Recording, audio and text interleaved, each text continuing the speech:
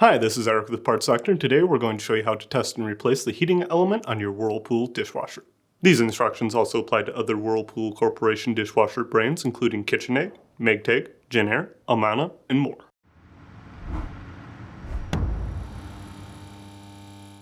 The heating element is responsible for heating water during the wash cycles to help improve wash performance. Additionally, it is used at the end of the wash cycle to help with drying.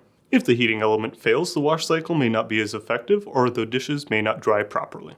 If you need to purchase a new heating element kit for your Whirlpool dishwasher, you can check out our website, partselector.com, where we sell parts for all major appliance brands. For this repair, you'll need to remove the dishwasher from beneath the countertop. First, disconnect the power to the dishwasher. If your dishwasher has a power cord, unplug the dishwasher. If your dishwasher is hardwired, you'll need to turn off the power at the breaker before disconnecting the wires in the terminal box, which is located underneath the dishwasher. Next, disconnect the drain hose from the sink, plumbing, or garbage disposal. Then, feed the drain tube and power cord through the holes in your cabinet as far as they'll go.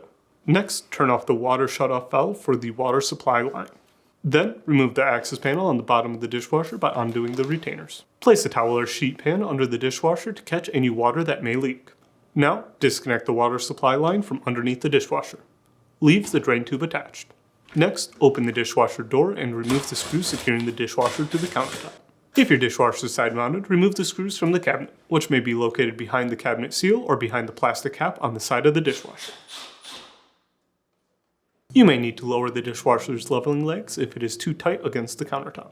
Now, slide the dishwasher out from underneath the countertop, being sure to feed both the power cable and drain tube through the holes in the cabinet. With the dishwasher removed, let's turn it around so we are focused on the back. The heating element has two terminals located here and here. Disconnect the electrical connectors from the element, making note of their location. Then, using an adjustable wrench, remove the fasteners securing the element in place.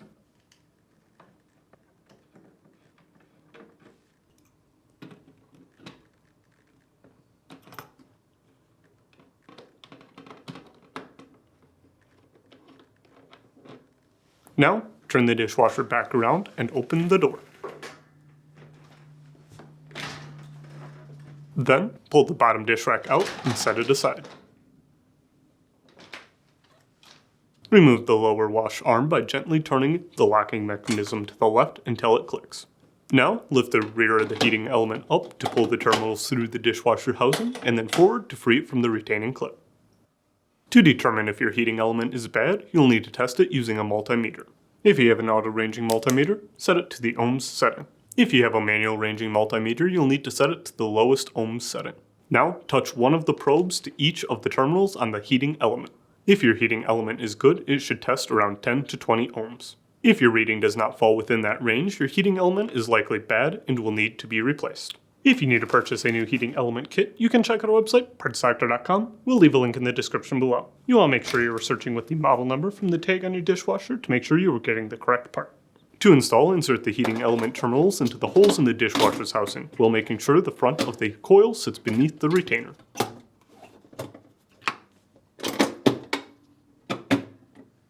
Align the prongs on the lower wash arm to the gaps on the pump cover and press until it seats into place.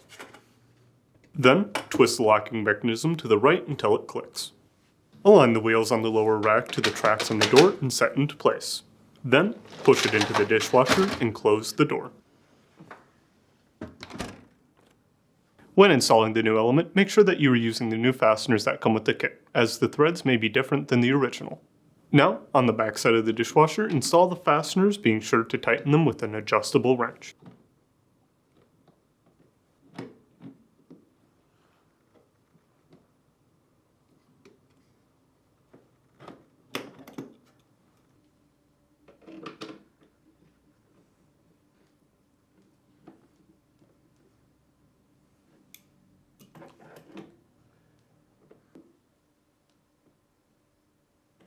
Then, reinstall the electrical connectors by aligning and pressing into place.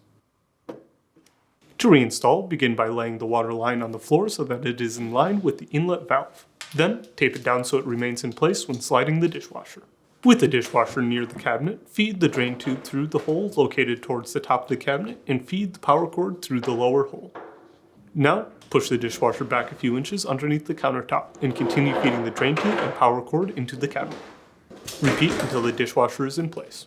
With the dishwasher door open, align the holes in the mounting brackets with the pre-existing screw holes under the countertop or with the screw holes in the cabinet if using side mounting brackets.